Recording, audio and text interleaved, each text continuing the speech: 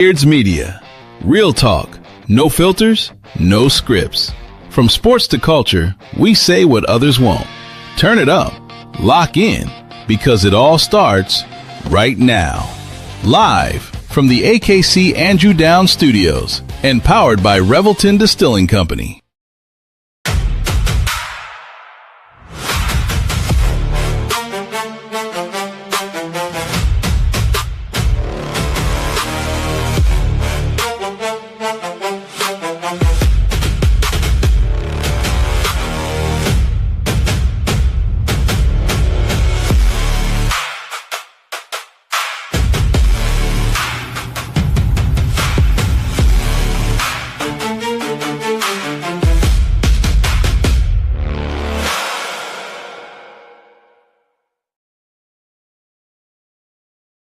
Yeah, it's time for Hawkeye Hangover. Bill Blank.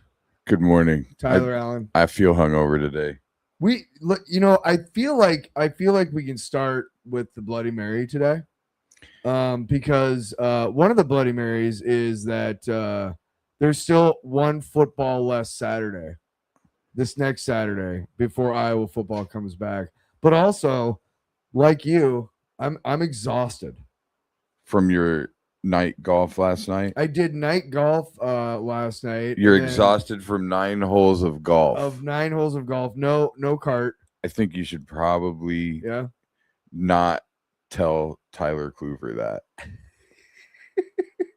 Because he's a specimen of a man. But here's what else I did yesterday.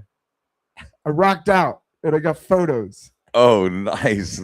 That's actually hilarious. I like that. Yeah, I wanted to show it to everybody. That's the I like that picture. Yeah. If you notice, it's Ray's Music Exchange, which is Ray Charles' place in Blues Brothers. Oh, nice. Yeah, I found that on TeePublic. It was just like like one of those T-shirts, like a fake. Yeah. Oh hell yeah! But no, you're good. I say I'm exhausted because I got home at 4 a.m. Yes, tell us the story. A little after 4. Because my plan was to leave after I was at the Funny Bone in Omaha this past weekend, and my plan was to leave after my set. Yeah. Last night. Yeah. So after my second set last night. Mm-hmm. But I was with my friend Tony Rock and we were having fun, so I decided to stay. Yeah. Got back to the hotel about 2. It ended up being fine. Because I would have slept for a few hours and had to get up and come here to do this anyway. Yeah. But and the hotel desk clerk was missing in action, indisposed. Couldn't find him for a half hour. So I just drove home. Yeah. I was prepared to drive home. All my stuff was in my car, so I just did. Yeah. And I got here at 4 a.m. and was sleeping close to 5, and then here comes Tyler. Mm-hmm. I was feeling I got back I felt bad for getting to bed at like 2. But yeah, the night golf started at 7:30, and then I think we left there at 10:30, and it's in Altoona, so it's 11 before I get home. I got stuff to do on the rundown. But yeah, I actually tried to do exercises yesterday. Like I went and shot hoops for a couple of minutes, like 15 minutes or so, just to kind of get into shape. So speaking of shooting hoops, so shoot hoops there's a Draftcade next to the Funny Bone in Omaha. It's got all the old school games, like a bunch of pinball. I love pinball. I'm like the deaf, dumb, blind kid. I love it. You should play a mean pinball. And so then they have, like Dig Dug and like just all the old stuff, right? And you go in, you get a bracelet, and you just play whatever. Yeah. Well, they have they have basketball. Nice. Pop a shot, whatever you want to call it. Yeah. And I just ran shit. I had the high score, like 79. Awesome. And the dude that hosted the week, his name's John Grimes. He's usually Tony's feature, but I featured this week. Nice. Dude was just, I had it at 65. He wouldn't stop. He couldn't stand that I was so far ahead. And so he finally hit 60. And I mean, this dude wouldn't stop. I'm over playing pinball. It's been an hour and he's just breaking a sweat. Moved on with he's your life. sweating. He is stuck in the past. And he just keeps going, and he finally hit 60. He's like, I hit 60. So I got on the one next to him, and I went to 79. And I just went, you can stop now. Just stop. You're not going to catch me. I was like, I feel like Larry Bird in the All-Star game. Right. Who's going to get second? Yeah. Like, just stop, man. It's cool. Anyway, let's talk Hawkeyes. That's why people watch this, I think. That's true. Well, I think it's because we're both also really good looking. I mean, people tune in to see us, just to watch us. Mimosa this week is Drew Stevens, undrafted, gets invited to Commanders camp and wins the kicker job over Jake Moody, a veteran. That's some pretty sweet shit there. That is pretty sweet. Ice in his veins, Drew Stevens. Ice in his veins. We will get into we have Tyler Kluver on today, and we're going to obviously do the rundown around that. But we do have some news on other Hawkeyes, rookies in the NFL, and we'll talk about a little bit about that. Interesting that a kicker gets that job, and we're going to have a long snapper on. Yes. Wow. Yes. Which is really, really cool. Nate, the only reason Nate Kading comes to mind, not because of the draft thing, because Kading was drafted third by San Diego. Kading is a legend. He went to my high school, Iowa City West High. I think he would have been a freshman when I was a senior, I think, but I didn't play with him. I don't remember him at all. But the main thing to take here is that everybody in the NFL should be drafting Hawkeyes. Well, they do. They do. I mean, they're all over the place. But if you look at how well they've done. They're prepared. I mean, you hear the interviews all the time. Yep. I just was watching Tristan. I saw like a mashup of a bunch of guys. It was some kind of TikTok video or something. And Tristan Wirfs and Hawkinson and I think Cooper DeJean was on there. Like they're talking to all kinds of guys about, what it's like, why they're prepared when they get to the NFL and like how Kirk Ferentz and the Iowa program prepared them to play in the NFL. Yeah. And the thing is, like, people forget, like, there's a particular way to study film. And to be really honest, like you kind of have to, you have to know how to do that. If you don't, somebody's got to teach you.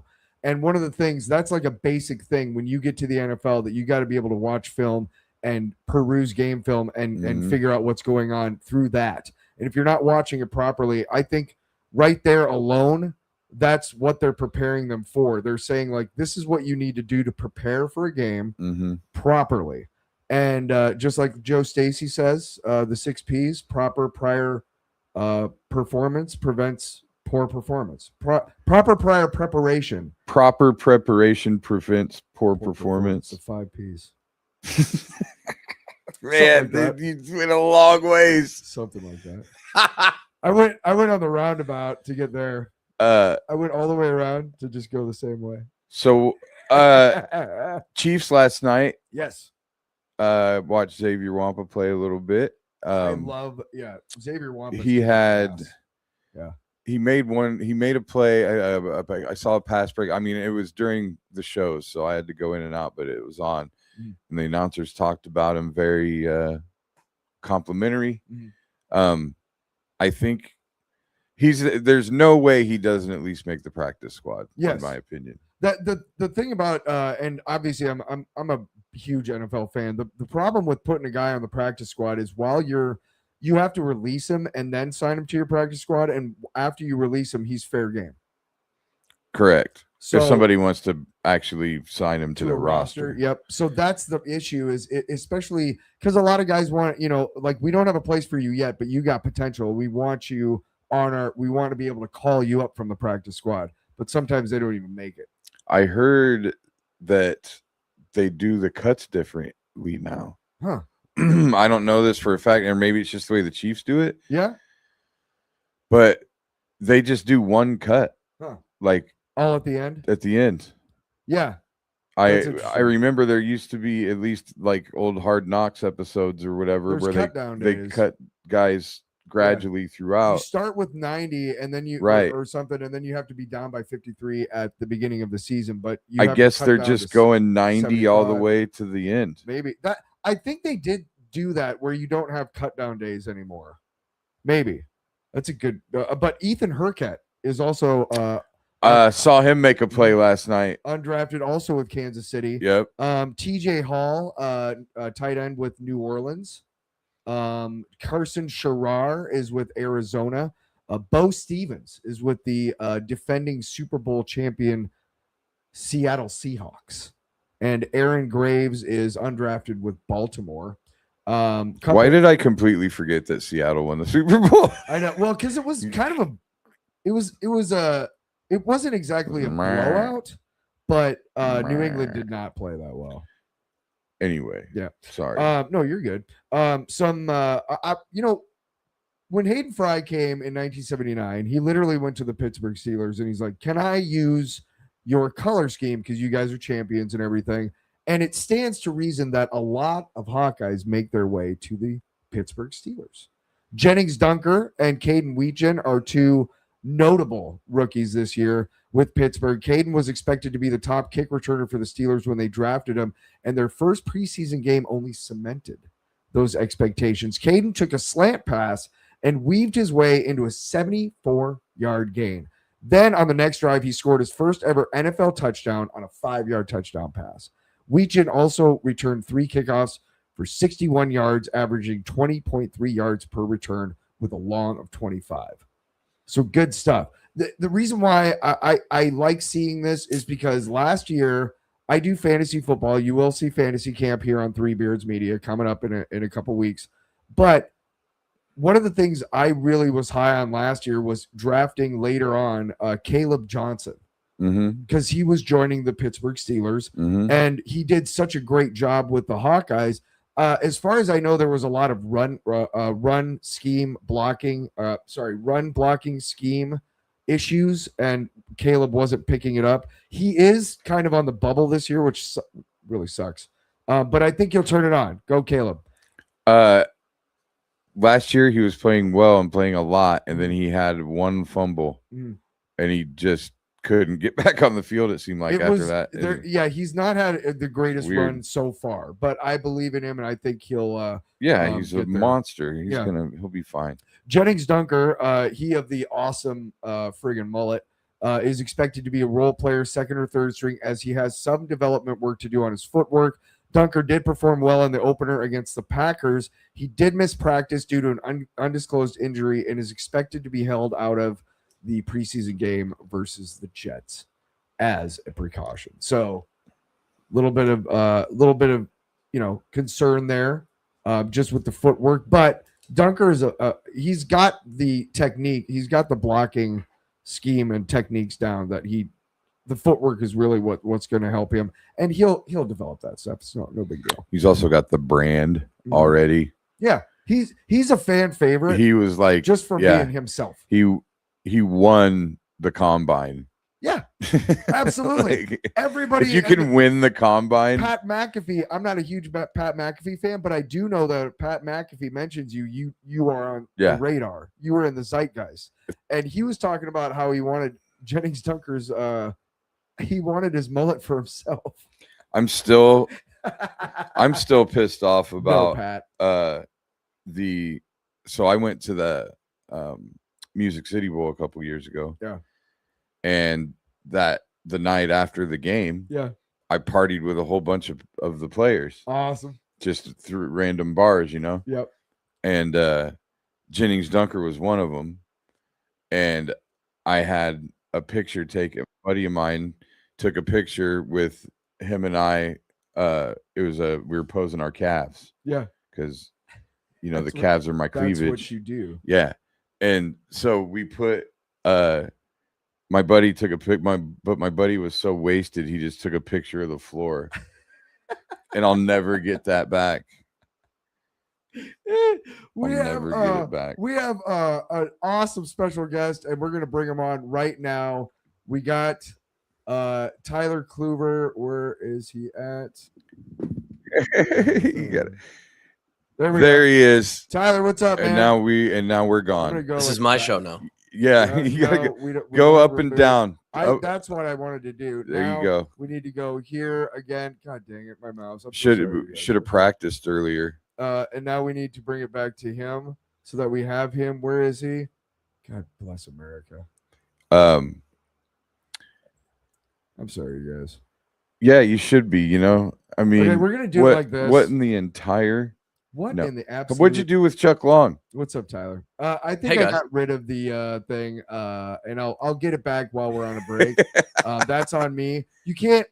Yeah, you know what? Yeah, just keep. This is my show now. We're gonna talk Hawks. We're gonna talk Hawks. It's just all Tyler Kluver. How about we take a break right now and you figure it out? We can. Yes. How about that? Is that cool, Tyler? We're gonna take a break. Whatever you want. Just one commercial, and I'll figure it out. Okay. All good. Awesome. We'll be right back, guys. All right, cool. Here we go. Buying or selling a home is one of the biggest decisions you'll ever make. That's why choosing the right real estate team matters. The Jenny Farrell team with RE/MAX Concepts has been helping families across the Des Moines metro find the right home since 1998. Born and raised right here in the community, Jenny understands the neighborhoods, the market, and what truly makes a house feel like home. Whether you're buying your first home, upgrading your space, or preparing to sell, the Jenny Farrell team provides expert guidance every step of the way, from market analysis and listings to negotiations and closing. Their consultative approach means you'll feel confident, informed, and supported throughout the entire process. Jenny Farrell Team, RE/MAX Concepts. Call or text 515-779-7500. Visit jenniferfarrell.remax.com. Experience you can trust. Results you can move into.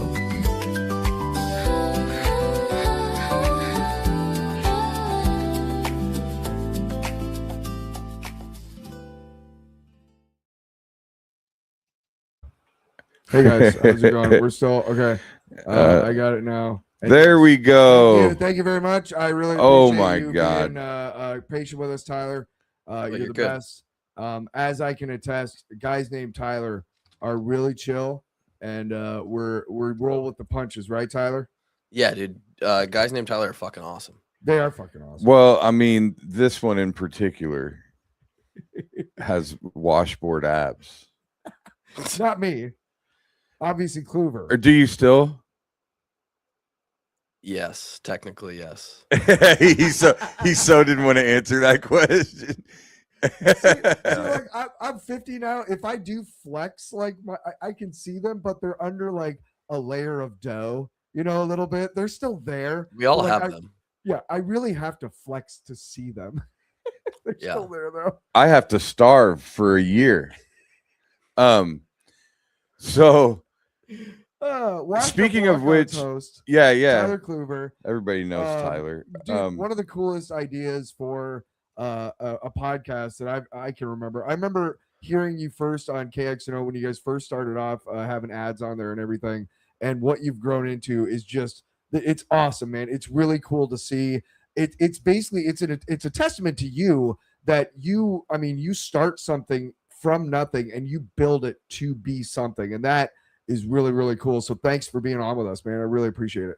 I appreciate the kind words. I don't know if we start. I mean, I would be lying if the university and my position just of let's call it not fake but superficial, sort of put on a pedestal because I wore the uniform. Yeah.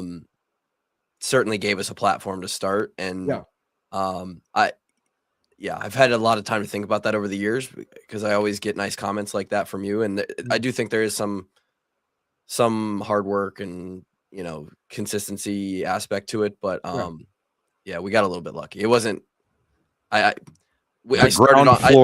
started on second base or first base or second. Sure. It was, but it's been fun. It's been good. I mean, speaking of the washboard abs, what's the difference between when you played your body when you played and your body now? Everything.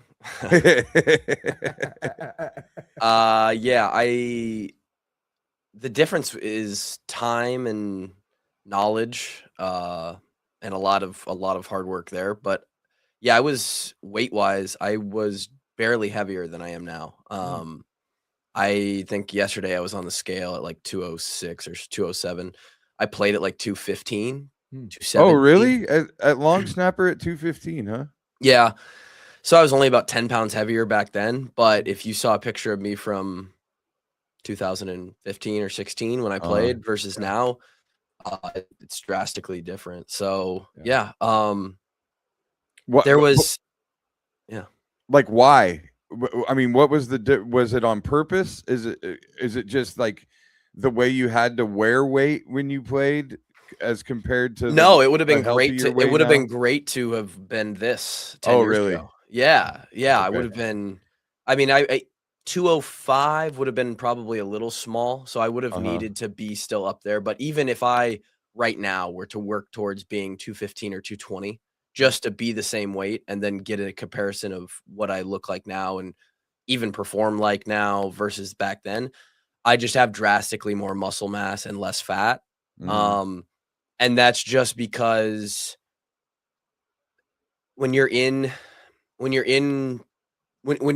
the team, you don't have time really to do drastic weight cuts and regain. And that's what it really required of me from the baseline that I came into, as far as like when I was a high schooler. I was just naturally, I am a kind of a chubbier dude.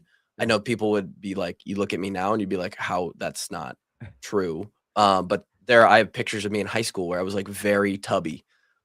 Coach Doyle I say this all the time, but Coach Doyle used to like, one of his things for me was like, dude, you're the only person that I've ever seen at 20 years old that still has his baby fat. Like, and so, and maybe there's some deep seated like insecurity there from that. Which is which is why I've gone on the journey over the last 10 years. But I have a personal interest in fitness and health. My degree is in exercise science. And so as I learned more and just got more knowledgeable about this, like about health and fitness, you basically figure out like things are pretty simple. You just have to be really consistent and dedicated over a long period of time. And then I take it one step further and I like to compete in CrossFit, and I kind of view fitness as sport still. It's the way I stay competitive. And so, you stay under tension for about 10 years now. I mean, not quite. This will be my 8th or 9th season out of the program. Yeah. Where I've been able to go under that process of losing. I was up training for pro day. I was at 243 pounds. Yeah. Lost all the way down and ran a marathon in 2020. And after that marathon, I weighed 177. Wow. And then, so, I was able to lose all that fat and then it's called recomp, go back up in muscle, and kind of land where I'm at now. And so, that's why I look drastically different than when I played. Yeah. I was a kind of a chubby kid too, like through junior high. When I started playing football in sophomore year, I was one of the few kids who lifted all year round because I had no talent. So I had to gain muscle mass, whatever. Right. But it kind of jump started my metabolism to the point where I'm about the same weight that I was in high school still. Yeah. Shut up. I am. I haven't gone over like 160. I know. I just want you to shut up.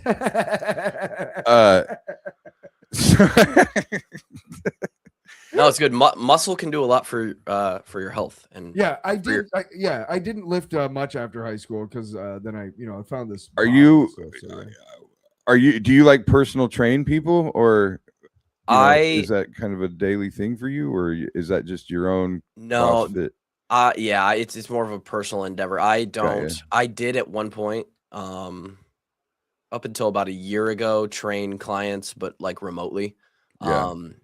If people contact me still, because I have a bunch of stuff out there that I like do programs, and at one point I was doing, like during COVID, I was doing fitness challenges just over the internet and stuff like that. I will help people out, but I don't have any clients right now, and I never trained anybody one-on-one in person. It was more just writing exercise programs for them, helping them remotely with their nutrition and stuff like that. I might need a little consultation. I did just So what do you recommend I mean, like me personally, I'm trying to find, I just bought an e-bike, right? Okay. So I'm that douche now. I'd recommend not using the electricity then. Yeah, well, I mean, I keep it on the lowest, like the 1 and the 2, like, you know what I'm saying? I'm 48 years old. Fuck off. So I I keep it low so that I'm pedaling. I make sure that I'm always pedaling. Like you'll see dudes like just on the throttle or whatever. Oh, yeah. Like, why don't you just get a fucking motorcycle? But I'm trying to find something that's like enjoyable and sustainable. Like, I mean, my knees click when I walk upstairs. You know what I mean? So like, same. what do you, and you're like the first CrossFit guy I've talked to that I actually had to talk to you to get you to say CrossFit. Like usually guys lead with that. So I got to give you credit. Well, I wasn't going to come on the show and lead with it, but yeah, I mean, we would be like, what's that? I love talking CrossFit, just fitness in general, but at this point I've been, when you pair that with my job being on a microphone and a camera, I've talked about it enough where people are like, okay, we fucking get it. Like, so it's been cauterized out of me to be like, yeah, we'll probably just not bring that up. Like, it's no one actually cares. How well are you acquainted with the current strength and conditioning coach at Iowa? Yeah, he was the second in command when I was there. What's his name? Ray Braithwaite. That's right. And so I think I remember there was a highlight or an episode where you guys were talking about after Doyle got let go, and you were talking about who you wanted, and I think I remember you saying that was the guy you wanted. Yeah, certainly one of. I mean, it's the easy. The trouble is, like, in that sort of conversation, the strength and conditioning world, as far as an industry, is really deep, and you don't hear, like, outside of the guys at Iowa, you don't know other strength conditioning coaches by name or like, hey, this guy's really good in the industry, because they're kind of behind the scenes. Doyle was one of the very few that was like forward facing. He just, he had a look to him, and then like almost an aura, and plenty of articles and pub written about him at that point, of him and Scott Cochran down at Alabama as like, these guys are the titans of the industry. Right. Best, and Iowa's reputation for building people and the weight room was part of that. So the only guys I really knew as far as strength and conditioning goes when the change happened was the assistants that we had. And any of those assistants would have been great hires, but Ray, I mean, it's similar to the Jan Jensen thing. It's not like you're given the job, but Lisa Bluter steps aside, and it's like, well, the clear ready to go. Yeah, the clear choice here is Jan. Like, who knows the program better? And I value the stability and the culture that goes beyond just a name or a person. And that gets carried by people who are a part of that culture for a certain amount of time. And Ray had been there, I think at the time, nearly just as long as Doyle had. Like, essentially came in like a year or two after Doyle started and was just second in command for 15 or 20 years at that point. So no better person to take over, though there's 1,000 other dudes out there that could run a really good strength program. But yeah, he's a guy that will keep the same feel and intensity and standard and all, XYZ down the list of what it means to be an Iowa football player, how you train, the attitude and effort of which you approach a training session, all that stuff. I just want that fabric to stay the same. And it's a similar conversation when KF finally decides to hang it up. Like, as far as my personal desire of who would take over the program, it's all those same things. I don't care as much about this guy individually as much as how much he carries of, the system. Yeah. The culture. Yeah. And I think that it's about consistency. You hear about all the time quarterbacks in the NFL who maybe have like 7 offensive coordinators in their first 7 seasons and they don't make it or whatever. It's about consistency. And that's what I love about being a Hawkeye fan is that we have a long history of guys with great character and things like that. People, men and women of great character who are able to understand what the culture of being a Hawkeye is all about. And that's what we've been able to continue to do. Speaking of that, Beth Getz just got an extension. She's done a great job, obviously with the Jan Jensen hire, like you said, and Ben McCollum. But yeah, I mean, it is about consistency and being it's not a Hawkeye way, but there is a culture of being high character and doing things the right way. Yeah, I think the Iowa way is a real thing. I mean, I think it's more important than people on the outside or who haven't been involved in an athletic department or played for a team that's experienced it from a player level. I think that continuity of leadership and direction that someone brings and that someone is pursuing is not so much as important as it's Beth Getz, right? Yeah. Or it's Kirk Ferentz. Now, I think there's really special things about Kirk Ferentz aside from that add to it. Those are cherries on top. Yeah. But it's the ability to maintain a consistency and really a standard that people always are being measured up against. And when it comes to winning games and having teams that are good, like people across the country, across the Big Ten are always talking about it's Iowa. They're so consistent. They're always right there. Their floor is so high. They can always win 8 games. That's because the standards and the traits that we're looking for in guys and how we're trying to build players is the same. It's not because Kirk Ferentz has this like special magic about him. Yeah.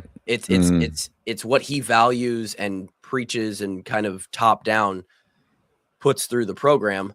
Yep. And people get really caught up in like the coaching cycle every year. Like last year, like, oh, what can this coach bring to this university? Right. And I think it's more of a question, at least at Iowa, it's a question of how can a coach continue with what this university has built? Like how can they manage the culture that's already in place at said university? Some places do need a complete overhaul. Iowa's not one of them. They found this ticket, right?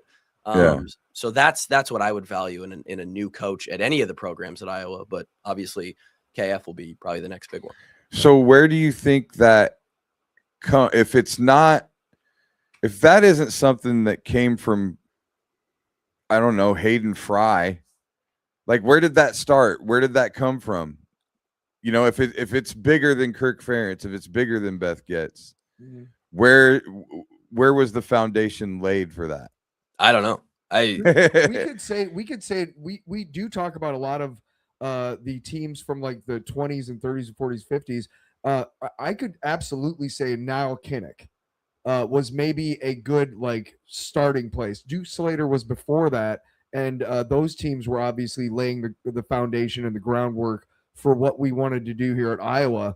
But I mean, I think Hayden Fry modern era is Hayden Fry. We started with that in 1979. And then, you know, you were talking about making the right hire, like Jan Jensen, like in a way, you know, it wasn't the same thing because he wasn't on the he wasn't on the staff at the time, but Ferentz was the right guy because he had coached under Fry and he knew how to do things. Same thing with Ben McCollum, being such a huge fan of the Hawkeyes and knowing what he needs to bring to that team for the fans, not just that, but also coaching. I think Kinnick and then maybe Fry. That's what I would say. Yeah, and they don't not bring anything, right? Like KF definitely has the fabric of that consistency. It is in some regard KF. It's just not like it has to have permeated. It's multivariable. Like there's a lot of Hayden in KF. Like obviously he was a part of his staff. Yep. I think if you go back and you ask KF, like, hey, who inspired you? He always goes back and talks about Joe Moore. That was his offensive line coach, and that was his mentor. And so there's a lot of, fabric from there. I mean, you could go as far back to say like KF's parents and how he was raised as a child. Like that, it's just a bunch of things. And then you combine all of that with, just where we're at, the people of Iowa and just the Midwest sort of culture. And because there's a lot of that in other programs too. You find really hardworking, kind of solid, good at the basics type people at Illinois, at Wisconsin, at not so much at Nebraska, I guess. But there's it's part of the region, I guess, of the kind of people that live in this area. And you combine all that together, and then KF kind of keeps it together with, his own twist on things. Obviously, a massive focus on special teams, a massive focus on strength conditioning. And then, 25 years later, this is what you get. Yeah. When you don't see, as a player, I would love, what kind of pregame speech guy is Kirk? Because you don't get all that bells and whistles shit, there isn't one. Yeah, he doesn't say anything before the game at all. You bring it up at the door before you walk out. Everybody sees the doors open. There's a hallway, when the swarm happens and you see the guys walk out of the locker room. That's a hallway. Yeah. You go back about 20 feet in that hallway, and the door into the locker room is to the right. Yeah. At that door, we all come up. It's about a 90-second. Hey. There, it's his pregame speech, but it's like, the voice isn't raised just enough so that everybody in the room can hear him. Yeah. He goes over the last few key points. Hey, play with effort, play hard. Let's go do it. There is no rah, never once. I mean, I heard KF raise his voice 3 times in 5 years. Man. Do you think that is just a general personality trait, or do you think that's strategic? I think that's just how he is. I think I don't think he's looking at it as strategy. Like, this is how I think it's the best way to get guys going. I think that's just who he is. And I think the authenticity of knowing that's who he is, and he's fully 100% consistency. You're always getting the same guy. I think that fires the players up in its own way more than if he were to, if KF were to get up there and try and give you a let's fucking run our head through the wall, kind of speech. It would be weird. Everyone would be like, okay. All right. Is he a cusser? Does he you ever hear him say fuck? I mean, yeah, but not in in an angry way. No, it's not so much. I mean, every football coach on earth cusses. Maybe those might be strategic or not thought of, not to make an impact. Yeah, not a conscious thing, but when he says something and it's it's got a little spice on it, you're like, okay, we should probably really listen to this, or this is something we should pay attention to. Yeah.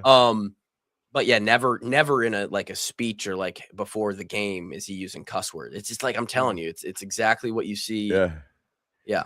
So he, as far, probably his strategy, because of the way he is, and part of what makes it work, is he gets self-motivated guys. So he doesn't have to give some stupid speech to get somebody to try to run through a wall because they already want to. Guys who know the process and can get to the process and figure it out themselves. And like that. Do you feel like that self-starter, I mean, that's who he's looking for, right? There's I heard back in the day when Lou Holtz was coaching at Notre Dame, somebody asked him one time, how do you keep these guys motivated year after year? And he said, that's easy. You get rid of the guys that aren't motivated. Yeah. Is that basically how he is? Yeah. I came in, my class had 37 guys in it. You don't see that anymore because of the roster limits and no walk-ons and all that stuff. But when I was, that was a 30-ish, maybe low 30s was probably your average number back then. At least for a team like Iowa that used a lot of walk-ons for guys in practice and tried to develop that side of things. We had 37 guys, scholarship and walk-on combined. It was split almost directly in half, 19 and 18 guys, 19 scholarship, 18 walk-ons. Yeah. And we walked on senior day with 14 guys, and 2 of them were from the class below us. So it was actually 12 of those original 37. Wow. So over 2/3 of our class in 5 years was gone. Attrition somehow. Classes wasn't good enough, couldn't handle what it takes to be a Division I football player and do that schedule, transfer, depth chart, got kicked off, failed, whatever it may be, injuries. It's really hard to make it to the end. And I don't know, because I've never been in another program, but I don't know if there is some level of like, it's hard to be a Division I athlete and do that schedule. I don't know if it's as hard to succeed at other places as it is at Iowa, because like, to the point of the this part of the conversation is you really have to, the way they're doing it at Iowa is like, hey, we're not going to hold your hand. Yeah. Like, you might be talented, and I could go back down the list of, I can go down the list of many guys who I played with that were supremely talented and could have been Division I studs. They didn't have it in the classroom. They weren't good people off the field. They weren't good teammates. And it doesn't matter how good you could be statistically during 60 minutes in a football game. Like, they're just not going to deal with that. I can name a couple, 1 or 2, maybe 3, less than 5 across my 5 years, where somehow, some way they held their hand just enough because they were that good for whatever reason. Yeah. And there's many more on the other side of that, where it's like, you need to be a self-starter. You need to be motivated, dedicated, and kind of be able to figure things out for yourself. Yeah. I think I would have a tough time because I'm such a contrarian. Like, I don't think I would last in a Division I football program, like, or the Army, or anything where people are in charge of me. I'm so anti-authority. Like, I can't even be religious. I'm so anti-authority. Like, do you feel that you have to kind of conform a lot to? No, I would actually describe myself as the same way. Really? I think it's how you view it, or how you perspective, how you internalize that, or shift it as part of your personality or your identity. Yeah. I viewed that, I used that sort of nonconformity, like, I don't like to be like the others, as from the other aspect of me being a part of this program is me not being like the others, like all of the normal students on camp. Like, and this sounds really bad, but like, that makes sense though. Some of the motivation to just keep me going at times, even to this day, is like, I'm not fucking average. I'm not normal. I'm not, awesome. Yeah. I'm special. Yep. I mean, there's a term, it's not a nice term, but it is what it is, like a NARP, like a non-athletic regular person. I've never heard that before. How do you? Okay. So like, I'm not like, and it's not like one we use a lot, but like, every once in a while, like I'm not a fucking NARP. Like, I'm not I'm not just one of these students. And to be clear, there is nothing wrong with just being a student on campus, loving college life. But like, as part of the motivation, when you got to get up at 4:45 for a 5:30 lift, you're thinking, you're like, hey, I'm different. I'm not a NARP. I'm like, this is what I do. This is how I am different. This is than what most sets people. me apart. Yeah. I might be the same as these 100 guys, and we're taking, authority and direction from the coaches. Yeah. But they've demonstrated at that point that they care about you, respect you, care about who you turn into as a guy.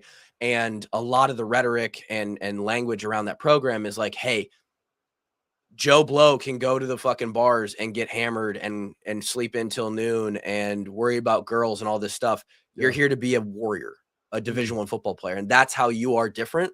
And so if you can shape the nonconformity mindset in a way where you believe that buying into the program is you being nonconformist, then some of the best advice I heard it's kind of related to this, and I was just talking about it last night because I was with Tony.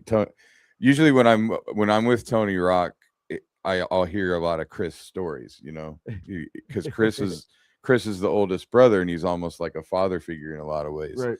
And Tony said that back in the day, Chris said to him, he goes, you will never lose women chasing money, but you will lose money chasing women.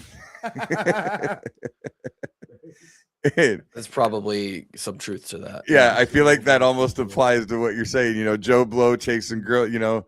Like, I mean, to put it even more blunt, like you're basically saying I'm better than you.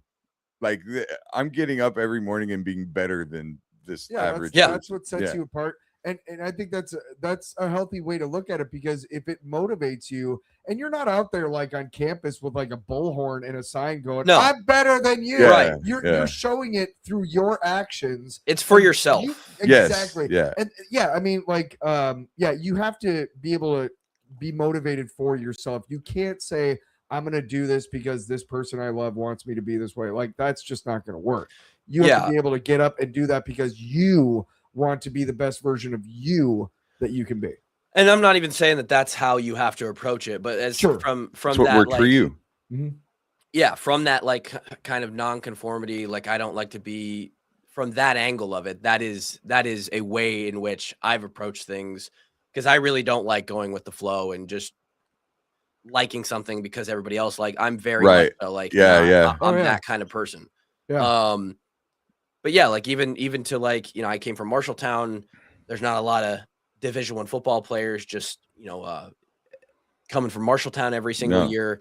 So it, you create the story. It's like the Michael Jordan, like he always is able to make himself the underdog in his mind and create the chip on his shoulder. It's the same thing. Like you tell yourself a story, you create your own narrative to where you feel like people are doubting you and people are, whatever you need to motivate you, you create that story. And that was part of it for me, is like, I am better. I am better than you. I'm better than you because I get up and I work out and I'm stronger than you. I have, and I wasn't better than, there's a lot of people, you could go to basically any class I was in on campus and find every other student was better than me in the class. Right. But that was your thing. But then you tell yourself like, but I value football and athletics more. And that's what I'm putting my time into. You continue to, it's almost like passing the class. You're not like failing. I mean, I'm doing super great. Yeah. I got B's and C's and it was fine, but I'm not, but in the end, like in reality, you are not better than everybody else. No, absolutely. But there's a delusion that you have to create. Yeah. Internal. Dialogue that carries you along. Like, hey, I'm doing this because I'm better than me. You're not going up to people again going like, hey, I'm better than you, right? Right. Never. No. Tell you that later.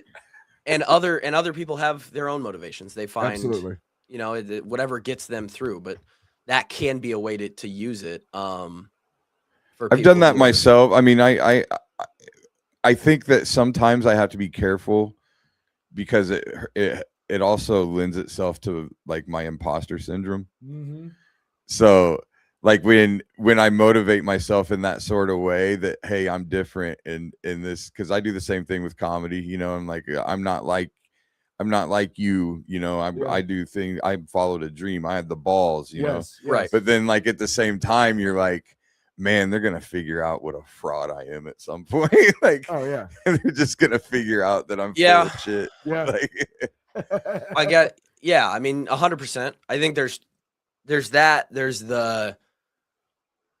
the danger of like starting to believe that you're in a negative way, that like you are better, and then that does leak into just your daily interactions with humans. When like the bullhorn comes out on campus, right? Like now all of a sudden you are acting like you are better, and I've certainly fallen into that. Like because if it's what you're constantly telling yourself, and you are trying to get yourself to believe that at some point as your motivation, then to some extent, like you do start to believe that. And I think I personally have a general disposition towards. Like I really do think highly of myself. You ask anybody I went to high school with, you ask my wife, like I really don't need a lot of people to give me compliments. I'm pretty, I think pretty highly of myself. Like I'm a self-centered guy, kind of always been cocky. Like that's who I am. And so that sort of approach was even better for me because it just fed into who my personality is. And it's taken a lot. I'm 32 years old next month. And, if there's any self, like inner work that I've had to do, it's that bringing myself back down to earth constantly, because even today, like with the CrossFit stuff, and like we're like, I'm not dumb or naive to know that like most 32-year-olds with 3 kids don't look like me. And that gets to my head. Like I'm better than every other guy out there that's 32, right?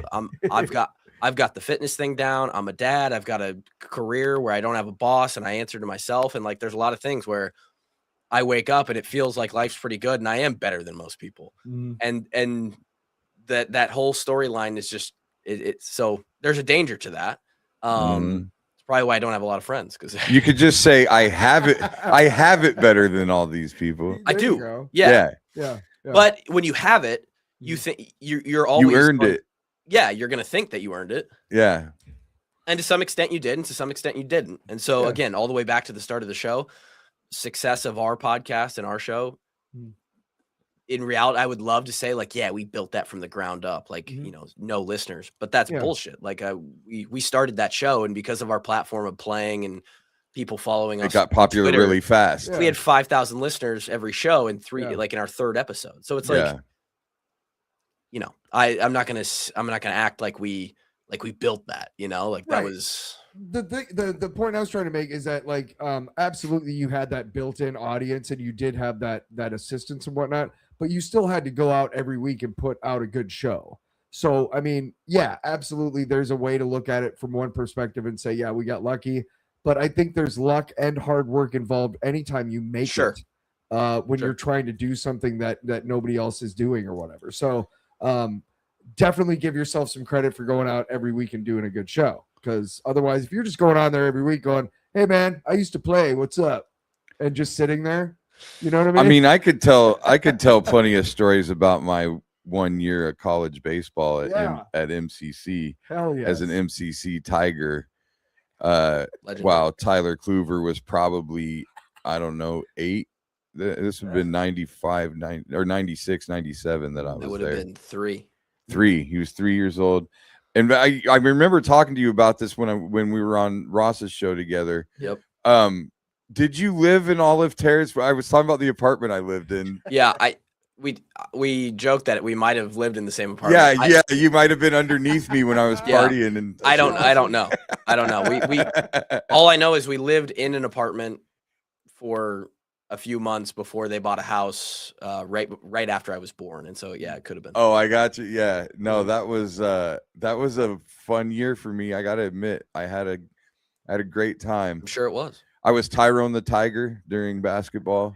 That's games. Great. Awesome. And if I could, and I'm gonna start bringing this up to every Hawkeye that we have on here. Okay. I have got to find a way to get my own Make-A-Wish like Herky for a Day thing.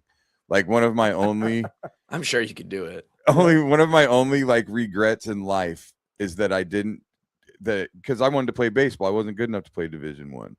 So like, and I hated school. So the only way I was going to go to school was to play baseball. And like my biggest regret of that time frame, which isn't a real regret because I wouldn't have been a stand-up comedian. I wouldn't have lived the life I lived. But I wonder what life would have been like if I just would have went to Iowa and been Herky. Like I probably would have had a degree.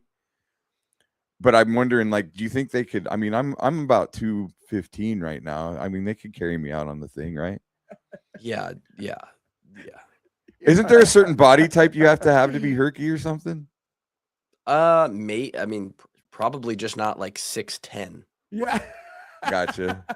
I mean, if you weigh 400 pounds, probably not ideal. Probably, but I think they have like a tryout where like you have to do you got to do all the like move in the costume and stuff. So as long as you could do that, I think. I've worn one of those mascot costumes. It is hard to. I was in a parade for this. It's terrible. It's hot as hell. You can't see or hear anything. It's just where you're trying to make it look like you know what you're doing. And really, it looks like you're probably just like, having a seizure or something. Well, and this is where I wake up every morning and I tell you that I'm better than you because that hot costume doesn't bother me. I push through like a Division I mascot should.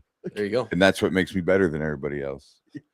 And like, and I think inherently as a human, as like people on earth, I don't think there's anybody that truly is like is born better than someone else. Yeah, yeah. I do personally believe that through actions and how you live out your life, that there's a spectrum. There are people who are just better humans than other humans. And yeah. I think it's about being a part of your community. I do a lot of I do volunteering for a lot of political campaigns and stuff to improve my community and get to know people in my community. I think that's, you try to evolve. I go to therapy every other week. You try to evolve as a human being.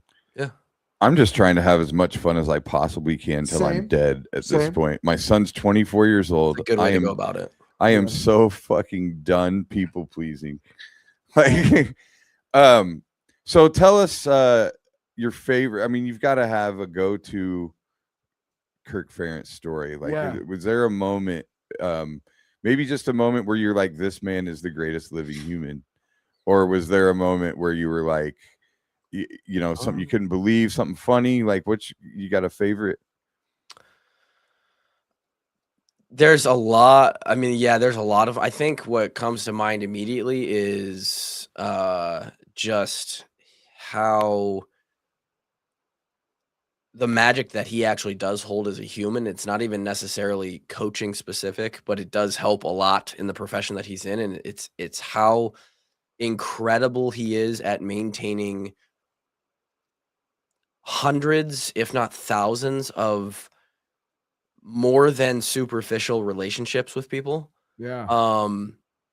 How many names he knows and remembers of people that he's never even met before. He just is made aware of or whatever. And the story is, for me, is more of one of how he remembers every family member of every player on the team. And even to this day, and my dad actually played for them while he was there in 85 for 2 years on the offensive line. And so he knew Coach Ferentz long before I ever was in the program. But my dad had busted his knee up like in the middle of my college career one summer. And he lives down here in Ankeny, Des Moines, whatever. He tore his patellar tendon and ended up in the hospital in Des Moines and had to stay overnight for surgery. So he has the surgery, whatever. We're hanging out with him that afternoon. That night at 7 or 8 p.m., right as we're like leaving to go home for the day, my dad is like doing his first walk with a walker or whatever up and down the hallway. And like at the elevator in the middle of the hospital ward, he's like standing, or he like walks by and it's KF is standing there, like in the same Des Moines hospital as my dad. And I had left at this point, but he's telling me this the next morning, and my dad kind of like wasn't looking up. He's just looking straight up down the hallway. And KF was like, "Hey, Todd, how you doing?" Like, "Hey, what are you doing here?" Like, recognized my dad in a Des Moines hospital. Yeah. Addressed him, remembered his name. Yeah. And like had a conversation with him for 10 or 15 minutes. I don't remember even why KF was there. I think there was some family member that was in the hospital, or he was visiting somebody.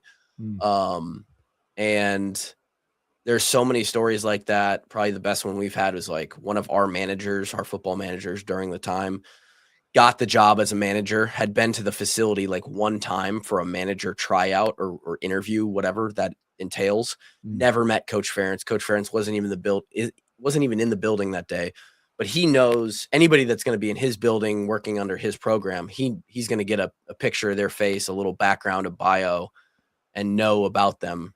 It's like the president, where he gets like briefed on everyone. Yeah. So this manager shows up for his first day. He walks into like the lobby of the facility, not even back behind where your key card gets you, just the public entrance. He's standing there at the desk, and KF walks up front to get something from the front desk and addresses Colin, was his name, addresses Colin by name before they had ever met. And just is like, "Colin, hey, here for the first day?" Just one of the football managers that he's never met before. Yeah. And Colin tells the story, and he's like dumbfounded. He's like, "Holy shit, KF just addressed me by name. I've never even met this guy. How does he know who I am?" And it's like, as a Division I football coach at that level, to be able to personally like relate and make those little connections and have those little things. It's just, and every single player that has ever played for him has a story like that, where they're just blown away that he remembers, their sister's boyfriend name or something like that. And you're like, how does he do this? Like, this doesn't make any sense. So that's the stuff that comes to mind when I think of like cool KF stories. Yeah. I have a dream that I will meet him someday.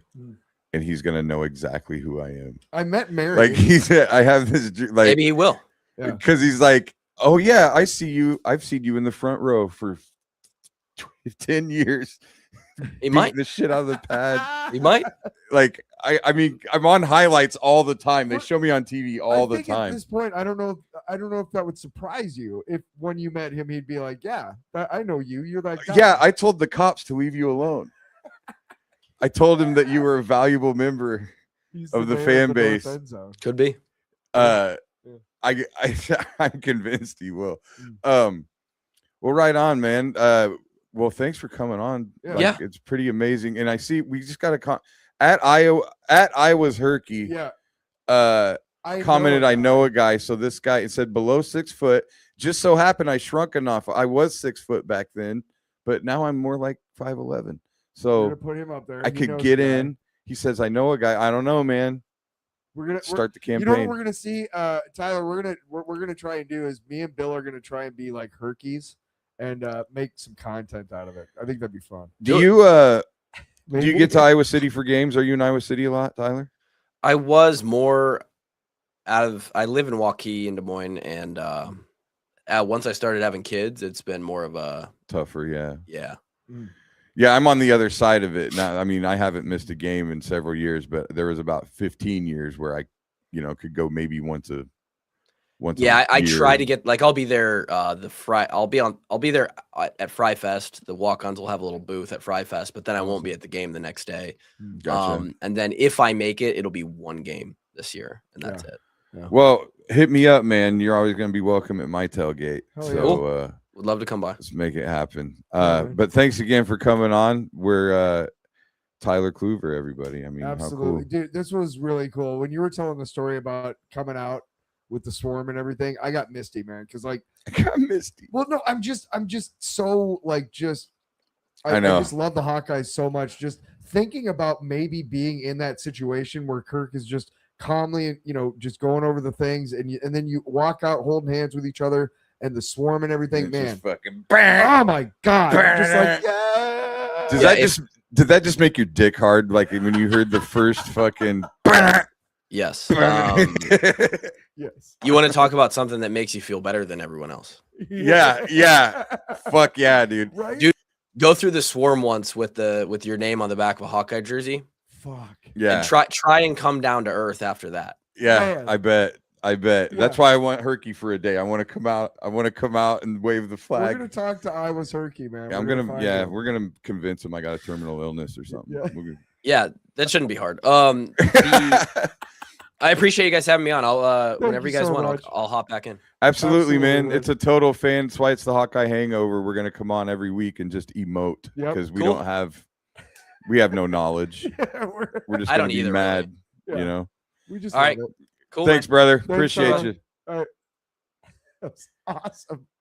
Oh, Tyler Kluver. So that's a good get, man. I can't wait to have him back. We're going to take a bunch of commercials because we have some to do. And then we're going to come back and run through all of our Hawkeyes for this week. And then we'll get out of here. Yeah. But that was fun, man. I love just forgetting about the time. And then before you know it, you've been on with 45 minutes. Yeah.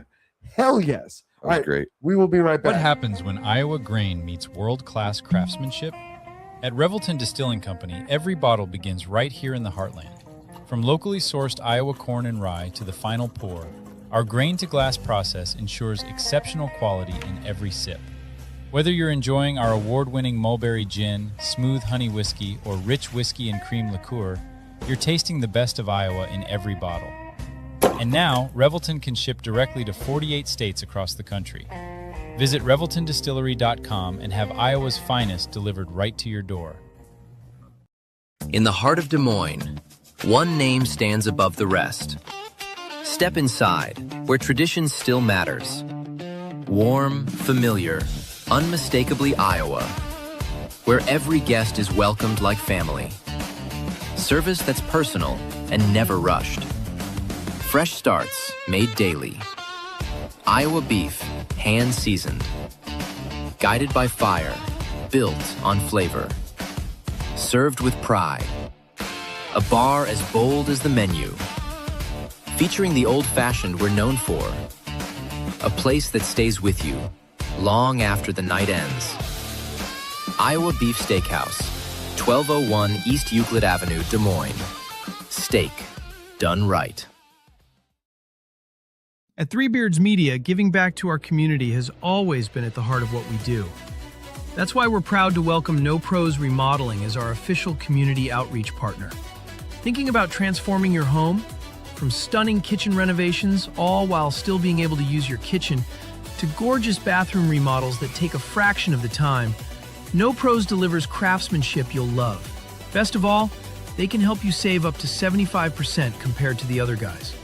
When you're ready to transform your home into your dream home, call No Pros Remodeling at 515-679-6509 or visit www.nopros.com. No Pros Remodeling, creating stunning home transformations while helping Three Beards Media make a difference in our communities. Not every animal gets a fair shot. But that's exactly what Animal Lifeline of Iowa is here to change. Since 1986, they've been stepping in for the ones who need it most. Injured, abused, orphaned, and special needs cats and dogs across Iowa. This isn't just a shelter, it's a lifeline. As Central Iowa's only no-kill shelter dedicated to special needs animals, they provide life-saving care, rehabilitation, and the opportunity for every animal to find a forever home, no matter how long it takes. But here's the deal. They can only save as many lives as the community supports. So get involved. Donate online. Hit up the Animal Lifeline thrift store, where every purchase fuels their mission. Or, better yet, find your next best friend and adopt. Because every tail wag, every purr, starts with someone like you. Animal Lifeline of Iowa, where we provide much-needed TLC and a safe space until they find. Whiskey lovers, get ready for the ultimate experience at Whiskey Fest 2026. From exclusive tastings and live music to unforgettable networking and premium pours, this is the can't-miss whiskey event of the year. Kick things off Thursday, October 1st with the Women in Whiskey Dinner at River Center DSM. Then Friday night, October 2nd, enjoy the VIP whiskey tasting event at the Meridian in West Des Moines. The celebration wraps up Saturday, October 3rd with the whiskey tasting main event featuring incredible brands, bold flavors, VIP early entry, and more. To top it off, Old Man Strength will be broadcasting live Friday night from the VIP event. Raise your glass and join the experience at Whiskey Fest 2026. It's a big meeting. All the families are going to be there. I need the best Italian restaurants you can find. Authentic Italian restaurant. About Fazoli's.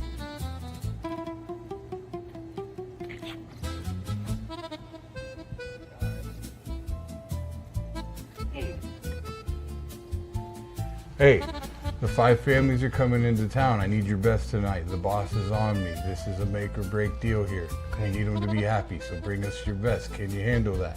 Always the best at Chuck's. Always. I got you. Since 1956, Chuck's Restaurant has been bringing families together right here in Des Moines. From fresh handcrafted pizzas and classic Italian pasta dishes, there isn't a menu item that you can't refuse. And when it's time to unwind, come have an ice-cold beer at the bar or sip some scotch and relax. Oh, look at that. Welcome to Chuck's. Everybody, manja. Come over to Chuck's, where all families get to eat. And kids eat free on Thursdays.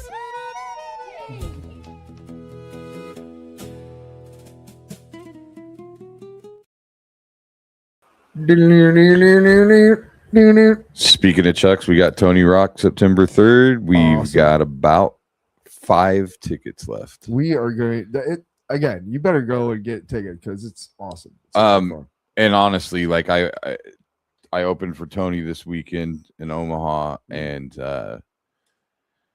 we haven't seen each other in a really long time. Like it's like it was pre-pandemic the last time we actually saw each other. Yeah, that's a you know, I mean, we ago. talk obviously, but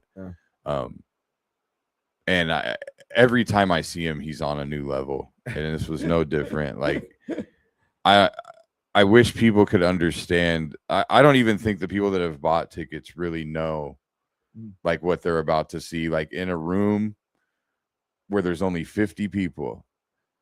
And 50 people fill this room. It's not it's not like a 50-person exclusive in some theater. Like this is an intimate environment where the comic is literally right there. Yeah. And you're going to be able to interact, and you're going to be able to ask questions and play these games. Like it's the one thing, like when I went to a show with Kurt, and he was just awesome, but you could tell, like, I think if I had been in a comedy club watching him do a set, it would have been a different kind of vibe. The way absolutely, because he was kind of like, I know that I can play around a little bit. Yep. I don't have to be like on point, because honestly, it was funnier when he would be like, I don't know, whatever. Like after a joke, like that made me like, I love seeing comedians like drop it for a second and be like, I'm just a dude like you. Yeah. And that was cool. So definitely what's the date again? September 3rd. It's Thursday. So it'll be a week from this Thursday. Gotta go. We'll be gone. So yeah, only 5 tickets left. So you want to snatch those up. Hell yeah. But yeah, let's get moving on. We gotta zip out of here. That was a long ass interview. Yeah, but it was fun. So we have 1 week left. The next time we see you will be the last show before the first game. I know that's a little complicated and weird, but so we're on number 1. I kind of did it a little wrong, but number 1 is Quinn Early. I don't know if you remember Quinn Early, but he was one of the guys.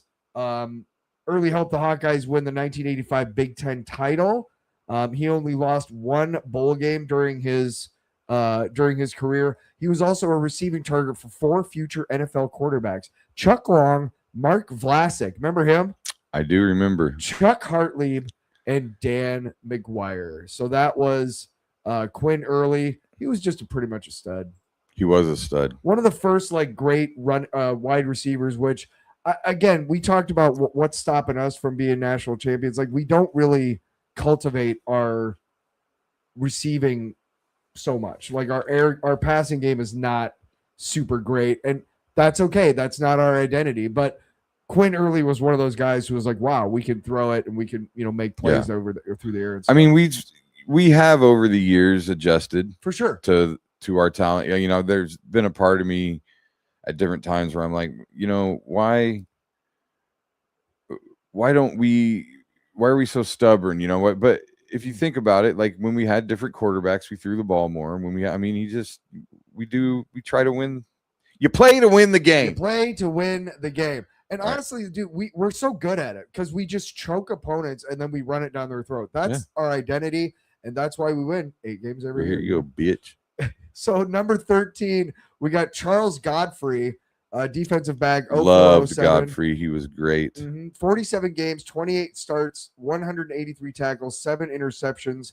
And during his career, he recorded in his junior season, he had 2. And as a senior, he recorded 5. 25 coming at cornerback, 2 at strong safety, and 1 at free safety. So he was also a diverse player who could play a lot of different positions, which he was under Norm Parker, right? 0407 would have been Norm. I believe so. But both Norm and Phil have that kind of like, we want to have those guys who can play different positions and everything. But yeah, Charles Godfrey. Number 12, Tom Farmer, halfback. Now this guy, I want to talk about him a little bit. He had the impossible job of replacing Niall Kinnick as Iowa halfback. No kidding. In a win against Nebraska in 1942, Tom Farmer accounted for 4 touchdowns, 3 pass, 1 rush, handing Nebraska its worst loss against Iowa since 1899. Iowa also snapped an 8-game losing streak against Nebraska with that win. But number 2, Wisconsin was unbeaten and had hopes of a national championship until they suffered their lone defeat of the year against the Hawkeyes inside Iowa Stadium on November 7th, 1942. Tom Farmer threw the touchdown pass. It was a 6-0 victory for the Hawkeyes, and he had 2 interceptions on the defensive side of the ball. Tom Farmer. That picture's straight out of the Big Peach, it looks like. Remember the Big Peach? Oh, yeah, the Big Peach. The Sunday sports section when we were kids. What was it, the Ames newspaper? No, it was the Des Moines Register. That's right. The Big Peach. We had the Big Peach. See, I grew up in Iowa City, and I think we had the Press Citizen. So so you didn't have the Big Peach. You could get the Register down in Iowa City, but I don't think we usually did. But that was number 12. That's another one of those players that you've never heard of. That's like, oh, wow, that's cool that we have all these older players that are really awesome, including number 11, Farmer. Kenny Plowen, quarterback, on the heels of a 7th-place finish in the Big Ten. Wait a minute, what position? He was a quarterback. Looks like a kicker to me. Those face masks, those face masks have always killed me. The one-bar face mask when there'd be a kicker that had one. Yeah. Like Scott Norwood. Yes, because you're not something like, dude, what are you doing? I still would have refused to wear that fucking helmet. But 7th-place finish in the Big Ten Conference, the University of Iowa squad suddenly came of age in the 1956 season.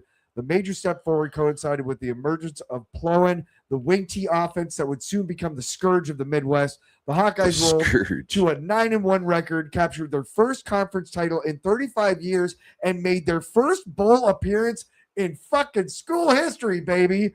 Plowen was named an All-American and the Big Ten Player of the Year and finished 9th in the Heisman Trophy vote. The exclamation point was a 35-19 dismantling of the Oregon State Beavers in the 1957 Rose Bowl game in Pasadena, California. The Hawkeyes just pounded the Beavers in the Rose Bowl. My favorite number 11 was Ed Hinkle. Ed Hinkle was great, and I did see that. And in fact, he had he's in the record books. Yeah, for a bunch of things. Senior day against Minnesota, he had like 5 touchdowns or something. Absolutely, and we do want to mention Ed Hinkle because he's also one of those running back or one of those wideouts.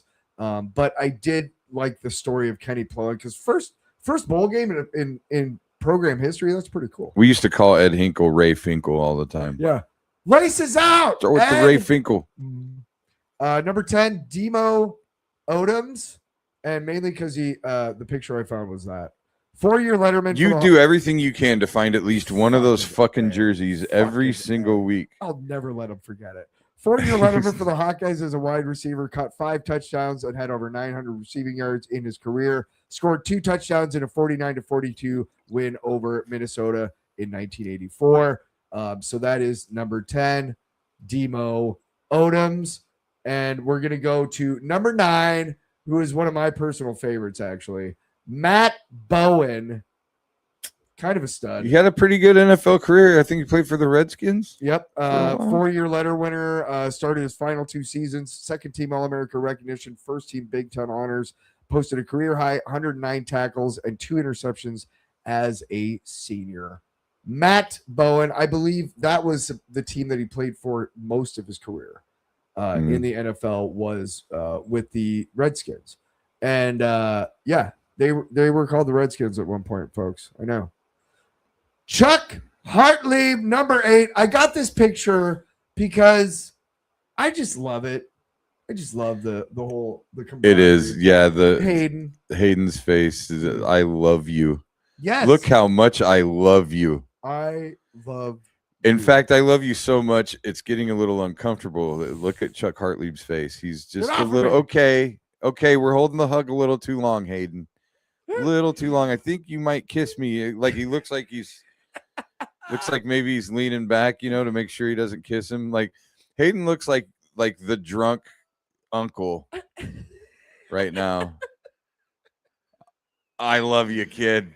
Okay, but you love him, but when he gets like that, yeah, you're like, all right, till tomorrow. Pump the brakes. I'm sorry about that. Yeah. He 7 passing touchdowns against Northwestern remain a school record. He set school records for passes attempted in 88, completions and yards gained. Hartley was named first team All-American Big Ten Conference in 19 and academic All-American in 87 and 88. He's number one all time for single game and season passing yards. In the in the season passing yards for the Hawkeyes, the top 10, he is 3 of the top 5. That's awesome for single games, and he still obviously holds the Northwestern record for that one. And I did not get a photo of our last guy, which I should have because he was on our podcast. But Brad Banks is number 7. We talked about him in week 7, and I just wanted to mention that he's one of the coolest guys ever because if you've met sports guys before, there's different ways that they interact with their fans depending on the situation. I met John Elway in the TV studio that I worked at. Not super nice, but he wasn't expecting to meet fans, so I get that. He might have been nice, and it's sure. But Brad Banks was just like a real dude, and he was actually having a great time talking to us fans about his time at Iowa. Yeah. To me, that's what makes Brad Banks one of my favorite Hawkeyes, is that just he was so cool when he was on the show. It changes everything when you meet people as a human. Like that. Absolutely. I mean, Desmond King too. That was Des King, absolutely. like they were just both of them just like, this is cool that we get to talk to some fans. And when I told Brad about me getting in a fight on the way out of the Iowa State game, he was like, I appreciate you. I appreciate you. He followed me. I think he followed me on Instagram too, which is pretty cool. Yeah. So we're going to wrap it up and get the hell out of here. But it's time for trivia. Always got to end on the trivia. Let's see if you stump me. Let's get this. So I thought it was interesting that Chuck Hartlieb got those 7 passing touchdowns in the one game versus Northwestern in 1987. How many did he end up with in that season of 1987? Oh, man. That's actually harder. It's an interesting question because you would, I know what I would guess, and it's lower than I would guess. I'm gonna go with, they didn't play 12 games back then. They played 10, I believe. Had 7 in that game. Mm-hmm. Obviously, he didn't have 70 touchdown passes. So he didn't average 70. Let's go with, let's see, 7, and there'd be 19, 24. 19. I almost said 19. Did you hear 19? I did hear you say that. See, I was going to guess about like 25, 30 because God damn 7 it. I almost said in 19. one fucking game, you're like, holy shit, you must have had like I was thinking like, okay, let's give him 1 a game after that. Yep. That puts us at 16. Mm-hmm. And then I figured he'd have a couple in So some close. other game. Yeah. So close. Damn, dude. Sorry. But I just thought it was interesting because when I first saw the 7, I'm like, well, he must have had this many. And 19, that 12 other touchdowns in 9 other games is just, when you think about that 7, you're like, Jesus. Like that was just, Well, you got to think there was probably Wheaties that morning, man. You got to Like think there's probably 1 or 2 games where he didn't throw any. Right. There's probably obviously games they lost. It's not like they won every game. You had 7 and 1, and you ended up averaging less than 2 a game. That's crazy. That's crazy. Awesome. But we will be back next week to talk about our 5 favorite Hawkeyes.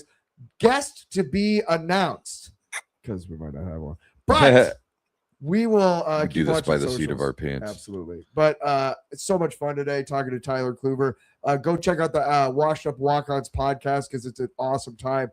Get your tickets for September 3rd for Bill Blank's show. My new album, September 1st. We'll be back next week. Love you guys. Go Hawks. Go Hawks.